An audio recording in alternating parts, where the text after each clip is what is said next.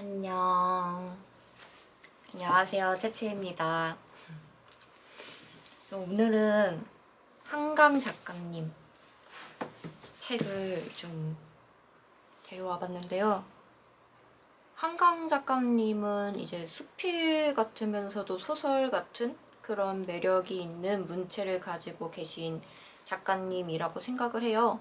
그런 문체를 가지신 분들이 조금 있는 것 같아요. 저는 수필 같으면서 소설 같으면서 자기 얘기를 하는 것 같은 그 느낌을 좋아하더라고요. 그 양 기자님의 모순 같은 양 기자님 책도 수필 같은 느낌이었고, 또 있었더라. 죽은 왕녀를 위한 파반네? 이것도 좀 뭔가 수필 같은 느낌도 들었던 것 같아요. 그리고 최근에 보고 있는 이승우 작가님. 이승우 작가님의 생애 이면을 지금 보고 있거든요. 그 책도 수필 같으면서 소설 같아요. 그러니까 자기 얘기를 쓴 거 아닐까? 약간 이런 느낌이 들 정도로 이제 수필 느낌이 남는 소설 느낌인데, 사실 이 한강 작가님에 대해서 저는 사실 이 채식주의자를 먼저 접했어요. 이 채식주의자를 읽으면서 이게 폭력에 대한, 어디까지가 폭력인가? 근데 그 표현들이 너무 잔인하고 너무 불쾌하고, 그래서 이제 좀 한강 작가님하고 좀 멀어져야겠다 라고 생각을 한 책이거든요. 아마 이 책을 보신 분들은 아실 거예요. 이게 보다 보면은 잘 읽히는데 뒤에는 계속 궁금한데, 어떻게 풀어나갈지 궁금한데 너무 불쾌하고 너무 머리 아프고 너무 잔인하고 너무 마음 아프고 여러 가지 복합적인 좀 감정을 갖게 만드는 묘한 책이라 좀 속상했던 책이에요. 좀 이걸 보면서 나도 너무 답답해가지고 뭔가 그 풀리지 않는 갈증이 같이 이렇게 좀 생기더라고요. 그래서 나는 이 감정이 좀 잡아먹혀져서 한강 작가님은 이런 책을 쓰시는 분일까? 이러면서 뭔가에 좀 편견? 나는 이제 한강 작가님을 좀 이제 좀 멀어질 거야. 한강 작가님의 작품은 보지 않을 거야. 이런 생각을 하고 있다가 이 책을 보게 된 거예요. 이거는 띠지를 빼고 봐야 돼. 너무 예쁘죠? 진짜 이 책 보고 서점에서 딱 보는 순간 반해가지고 진짜 너무 예쁘잖아요. 근데 처음에 그 친구가 이 책이 그 정보가 없었어요. 근데 친구가 위안부 얘기래. 이 책 되게 좋대 라고 얘기를 해서 위안부 얘기면 진짜 너무 슬프겠다. 저 영화 I Can Speak 처음부터 끝까지 이제 그 얘기, 위안부 얘기 나오는 순간부터 이제 울기 시작해서 끝나고 영화관에서 자리에 못 일어났거든요. 그렇게 15분을 더 울다가 조금 정신 차리고 나서 이제 일어났어요. 근데 영화관에서 이제 끝나고 나면은 이제 자리 비워달라고 하잖아요. 근데 다행히 그때가 좀 시사회였던 거예요. 그래서 나가는데 다행히 좀 더 머물러 있을 수 있었던 그런 시간을 가져서 좋았던 것 같아요. 조금 그게 저는 아쉽더라고요. 영화관에서 끝나고 좀 그 영화에 대한 여운을 그 자리에서 좀 더 여유롭게 더 즐기고 싶은데, 이제 직원분들이 와서 빨리 나가래요. 청소해야 되니까. 근데 뭐 청소해야죠. 다음 시간이 있으니까. 근데 좀 배우로서, 관객으로서 좀 아쉽더라고요. 그 여운을 느낀다는 게 사실 진짜 중요하다고 생각을 하거든요. 근데 I can speak I can speak 그때는 그 여운을 즐길 수 있어서 좀 너무 좋았어요. 아직도 그때 복받쳐서 울었던 그 느낌과 그 여운을 달랠 수 있었던 시간과 내가 좀 안정될 수 있는 그 충분한 시간들이 주어진 거에 있어서 너무 좋더라고요. 그래서 그 시간이, 그 영화를 봤던 그날이 더 이렇게 남아있어요. 그래서 그 I Can Speak은 또 제 인생 영화 중 하나거든요. 한 3번 더 본 것 같아요. 그 뒤로 집에 와서. 물론 이제 볼 수 있게 그 OTT로 3번 더 봤지만 그만큼 여운이라는 게 좀 중요하다. 그래서 사실 이거 왜 자꾸 나 띠지를 차고 있지? 이 책 처음에 딱 읽자마자 근데 이게 친구가 잘못된 정보를 알려준 거였어요. 위안부 이야기가 아니라 광주 민주화 운동에 대한 이제 이야기거든요. 그래서 더 관심이 생겼죠. 제가 좀 광주 민주화 운동 이런 거에 관심이 좀 있다 보니까. 근데 이 책을 처음에 읽는 순간부터 이미 끝났어요. 너무 좋아가지고. 문체가 이렇게 슬플 수가 있나? 처음에 좀 호기심스러운 문체도 있고 좀 시점이 누구 시점이지? 약간 이렇게 궁금하게 만드는 것도 있어서 처음에 시작이 비가 올 것 같아. 너는 소리내어 중얼거린다. 정말 비가 쏟아지면 어떡하지? 너는 눈을 가늘게 뜨고 도청 앞 은행나무들을 지켜본다. 흔들리는 가지 사이로 불쑥 바람의 형상이 드러나기라도 할 것처럼 공기 틈에 숨어있던 빗방울들이 일제히 튕겨져 나와 투명한 보석들 같이 허공에 떠서 반짝이기라도 할 것처럼. 너는 눈을 크게 떠본다. 좀 전엔 가늘게 떴을 때보다 나무들의 윤곽이 흐릿해 보인다. 언젠가 안경을 맞춰야 하려나? 네모난 밤색 뿔테 안경을 쓴 작은 형의 부르퉁한 얼굴이 떠올랐다가 분수대 쪽에서 들려오는 함성과 박수 소리에 묻혀 희미해진다. 여름이면 콧장등을 타고 자꾸 안경이 흘러내린다고. 이렇게 시작되면서 이제 좀 몇 페이지가 지나고 나면 이 부분부터가 이제 좀 먹먹하고 이제 올라오더라고요. 혼자 남은 너는 상무관 출입계단에 걸터 앉았다. 검은색 마분지위로 앞뒤 표지를 댄 장부를 무릎에 올려놓았다. 연한 하늘색 체육복 바지 아래로 느껴지는 시멘트 계단이 차가웠다. 체육복 위에 걸친 교련복 단추를 끝까지 잠그고 단단히 팔짱을 켰다. 무궁화 삼천리 화려강산.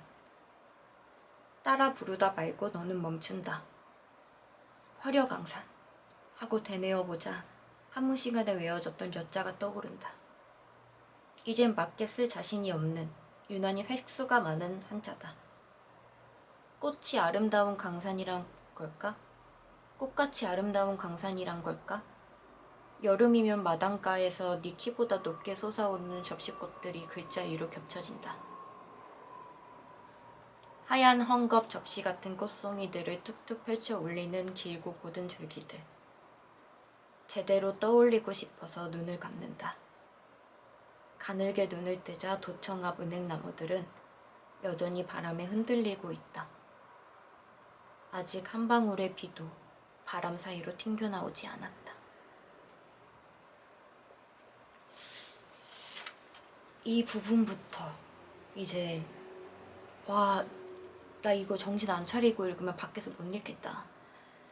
눈물이 뭔가 문체가 너무 슬퍼서 이때부터 이미 뭐 내용이 나온 것도 아닌데 이게 눈물이 그렁그렁해지면서 쏟기 직전까지 가더라고요. 그래서 다짐을 했죠. 이 책은 몰입해서 말고 문체만 읽어야겠다.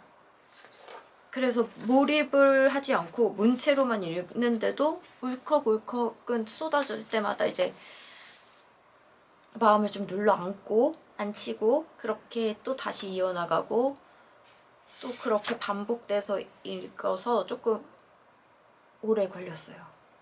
눌러담고 다시 읽고 눌러담고 다시 읽고. 근데 이 책이 더 좋은 이유는 그때 살아남은 사람들의 인터뷰, 생각 그런 게 담겨 있어서 더 마음 아프고 더 슬프고 그런 것 같아요. 그 당시와 그 후를 다 보여주는 책이라서 더 좋았고, 그리고 제가 진짜 좋아하는 부분은 이 에필로그예요.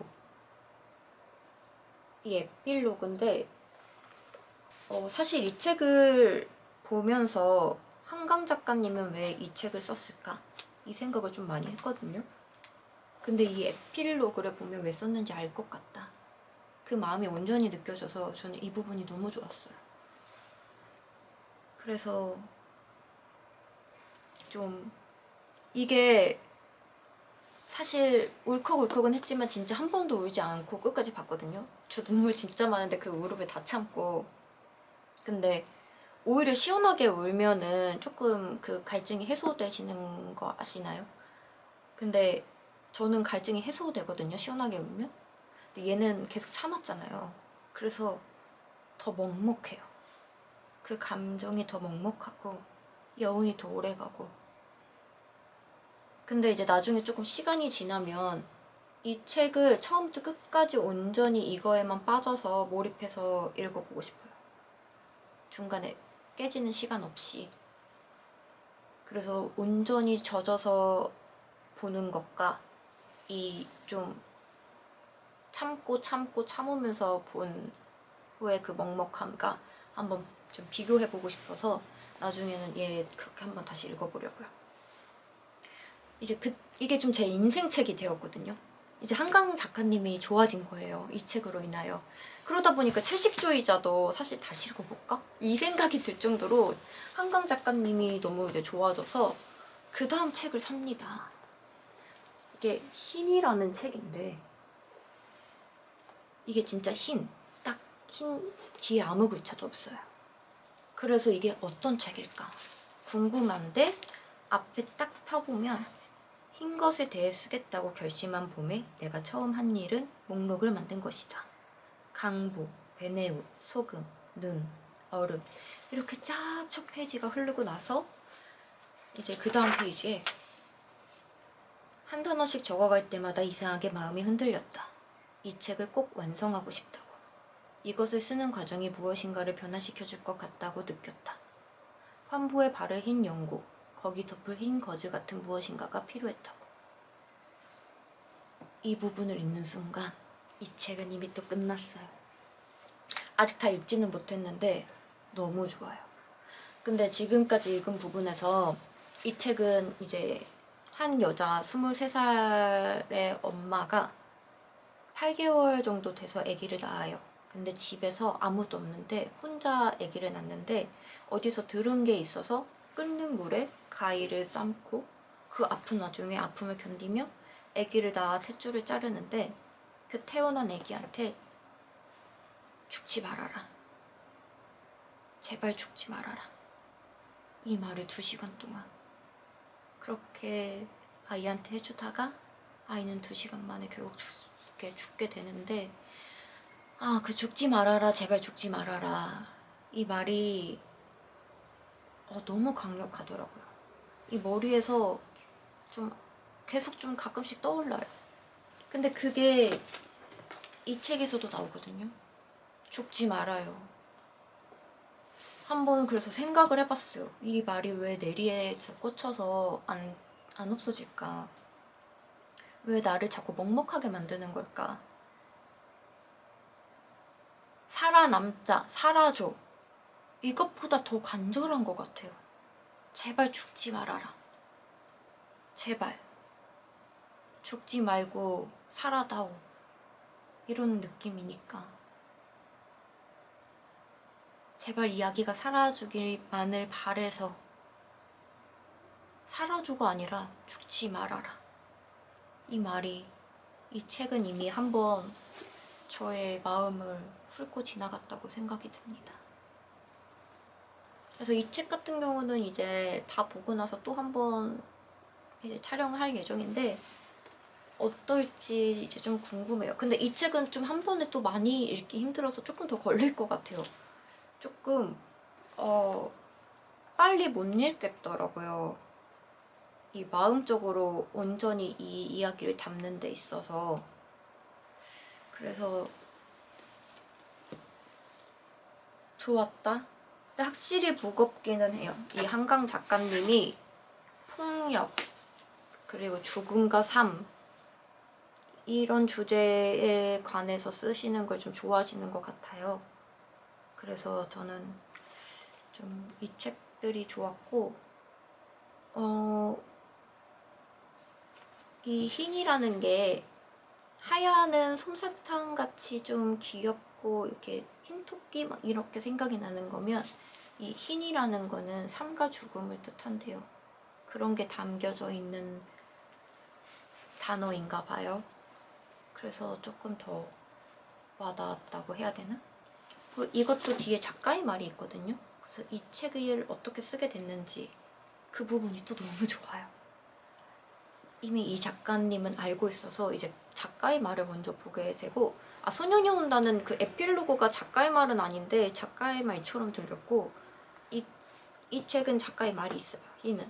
그래서 작가의 말이 너무 궁금한 거예요. 이 책을 왜 이렇게 썼을까가 너무 궁금해서 뒤에 혹시 작가의 말이 있나? 이러고 봤는데 있는 거예요. 그래서 와, 봤더니 이 책을 이해하는 데 더 있어서 작가의 말을 먼저 보길 잘했다. 저 원래 작가의 말을 좀 나중에 보는 편이거든요. 내 흰이라는 책만큼은 작가의 말을 보길 잘했다 생각이 들어서 앞으로 이 책을 더 읽는데 기대가 됩니다. 한강 작가 책을 먼저 보고 싶다 그러면 저는 채식주의자는 좀 진짜 불쾌하고 갈증나서 조금 멀어질 수도 있거든요. 그래서 저는 이 소년이 온다라는 책을 먼저 추천해드려요. 그 꼬꼬무에서도 한번 다룬 강주 민주화 운동 사건이 있기도 하고 택시 운전사라는 영화도 있기 때문에 우리가 조금은 그 일에 관하여 알고 있다고 생각이 들어서 너무 낯선 이야기로는 안 들릴 것 같아서. 근데 조금 저는 이 책보다는 현실이 더 잔혹했을 거라고 생각하거든요. 그래서 이 책을 보고 그 사진들을 또 찾아봤어요. 그랬더니 역시 더 잔인하더라고요.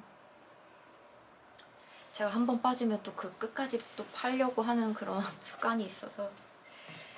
네, 그렇습니다. 그래서 한강 작가님 책 한 번도 안 읽어보셨다면 추천드려요. 또 수필 같은 소설 좋아하면은 진짜 이 책 좋아하실 거예요. 이승우 작가님 책도 그렇고. 그러면 다음에 또 와볼게요. 오늘 뭔가 한강 작가님이 좀 무겁고 그런 주제와 소년이 온다, 강주 민주화 운동 때문에 좀 검정색 옷을 맞춰 입었어요, 사실. 그래서 오늘 조금 더 차분하게 해보려고 준비했던 것 같습니다. 네, 그럼 진짜 가볼게요. 안녕.